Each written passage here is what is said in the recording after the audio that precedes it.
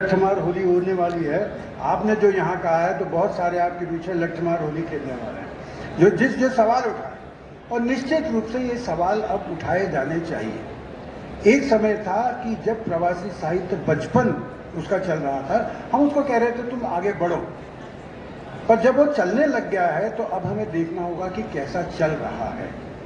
ये सवाल करना हमारे लिए बहुत जरूरी है।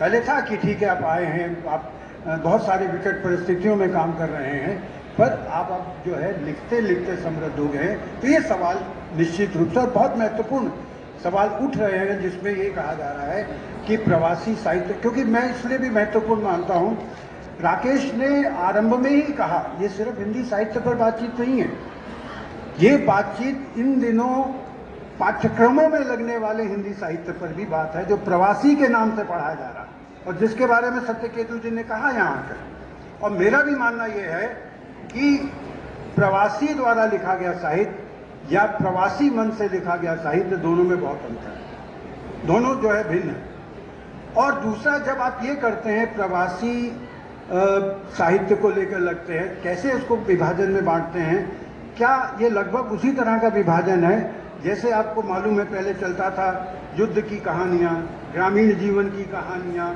नारी मन की कहानियाँ, तो ये अलग अलग तरह के विभाजन थे। तो क्या मैं प्रवासी साहित्य को उसी तरह का विभाजन दूं? क्योंकि इसके साथ हम उनको भी जोड़ रहे हैं जो प्रवास में रह के लिख रहे हैं, तो ये थोड़ा अलग तरह से रह जाता है, क्योंकि इसको लिखने का एक विशिष्ट वर्ग है हमारे सामने, और हम ये मानते हैं कि वही विशिष्ट वर्ग लिख रहा है जो सबसे बड़ी गलती है। अभी बहुत सारे उदाहरण प्रेमचंद के और ये सारे दिए गए। सत्यकेतु ने भी अभी सवाल उठाया इस बात से कि क्या प्रवासी साहित्य केवल प्रवासी साहित्यकार ही लिख सकते हैं। मैं भी उनकी तरह से सहमत नहीं हूँ। और उन्होंने कुछ अभी दुबे भाई ने चीज़ उठाई कि कैसे लंदन में बहुत सारे लोग हैं। मैं इनसे कह रहा था जिन लोगों के नाम लिए हैं इस समय, जिन लोगों के आप नाम ले रहे थे कि ये लोग लिख रहे हैं, वो भी उनको नहीं जानते। दूसरी बात यह है कि जो अभी प्रवासी साहित्य की बात हो रही थी और सत्यकेतु ने उठाया सवाल, मैं भी वही उठा रहा हूँ। विमलेश कांति जी, अब आप देखिए प्रवासी साहित्य में कहीं भी, दो मैं उदाहरण दे रहा हूँ, बहुत बेहतरीन उदाहरण है, और ऐसे लोगों के जो बहुत बड़े रचनाकार हैं पर प्रवासी साहित्यकार नहीं है। और मुझे नहीं लगता किसी प्रवासी साहित्यकार ने, आलोचक ने उनको पढ़ा होगा इस तरह से। नरेंद्र कोहली का सागर मंथन पढ़िए, सूर्यबाला का कौन देश को वासी डायरी ये पढ़िए, दोनों पढ़िए तो आपको पता लगेगा कौन देश के वासी में वेणु जो है उसमें वो वहाँ जाता है अमेरिका में, वहाँ रहकर वहीं का नागरिक हो जाता है, उसका बेटा जो है वो भारत आता है, वो एक अध्ययन अलग तरह का है। ऐसी सागर मंथन में नरेंद्र कोहली ने वहाँ रह रहे हिंदू, वहाँ की संस्कृति, वहाँ की अमेरिकन संस्कृति, उसका तुलनात्मक एक अध्ययन किया है और कई जगह प्रखर प्रहार किए हैं किस तरह से हम लोग हिंदू होने के वहाँ नाटक रचते हैं पर मन से हिंदू नहीं होते हैं, दिखावे के हिंदू। हम इन चीज़ों को क्यों नहीं पढ़ते?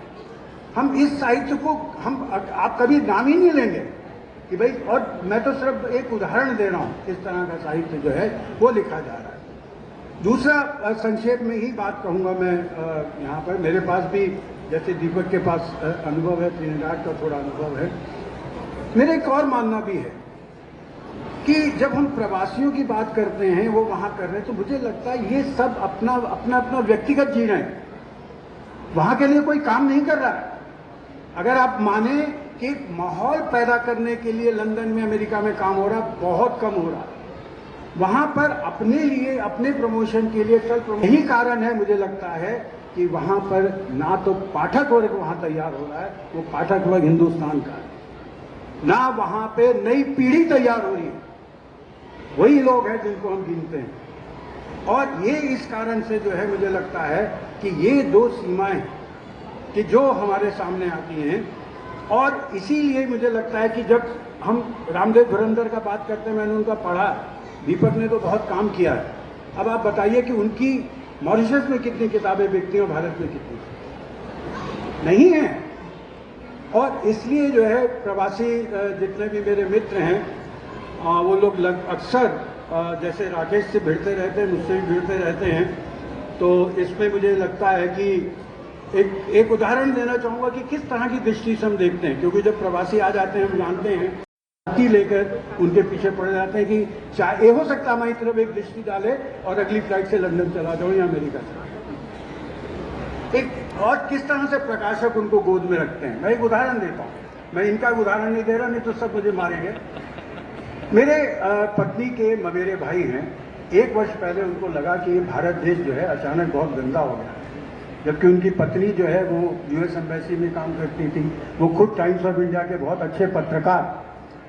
तो उन्होंने कहा बच्चों को अच्छी शिक्षा देने के लिए हमें अमेरिका में जाना चाहिए। चले गए और वहां पर आके थोड़ा सेट भी हो गया, जो भी करना था। फिर उनका फोन आया एक दिन, अभी पीछे थी, उसने कहा you know uncle, you will be surprise to know that मेरे बेटे ने पोएम लिखना शुरू कर दिया है, यहाँ से शुरू कर रहा है। मैं सरप्राइज नहीं हुआ, क्योंकि मुझे मालूम है कि विदेश की भूमि जो है बहुत उपजाऊ है, वो इस तरह के काम करवा लेती है।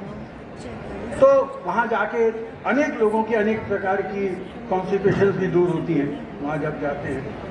तो मैंने कहा ठीक है, बड़ा अच्छा है, छपवा लो उसको वहाँ पे। कहता अंकल यहाँ पे जो है ना छपवाना बड़ा टफ है। पता कि लोगों ने मेरा नंबर कहाँ से खोजा, मैं तो वो जानता ही नहीं हूँ ना, वो मेरे फेसबुक है। मेरे पास एक मैसेज आया है दक्षिण भारत से एक छात्र का कि सर मुझे इसका यदि कोई लिंक हो या कोई रिकॉर्डिंग हो, मैं प्रवासी शोध कर रहा हूँ, मुझे कृपया उपलब्ध करा दीजिए। मैं ये बताना चाहता हूँ, मेरे पास कल ग्रुप मेंबरशिप पे कम से कम 10 लोगों ने ये कहा है कि सर इसका जो है हमें लिंक उपलब्ध करा दीजिए। तो मुझे लगता है कि बहुत महत्वपूर्ण बात है जो आपने कही कि लोग अब इस चर्चा की मांग कर रहे हैं। मैं बात समय का दबाव है, मैं अधिक बात न करते हुए मैं आदरणीय नारायण कुमार जी से मैं एक कंपाउंडर के रूप में खड़ा हो गया हूँ।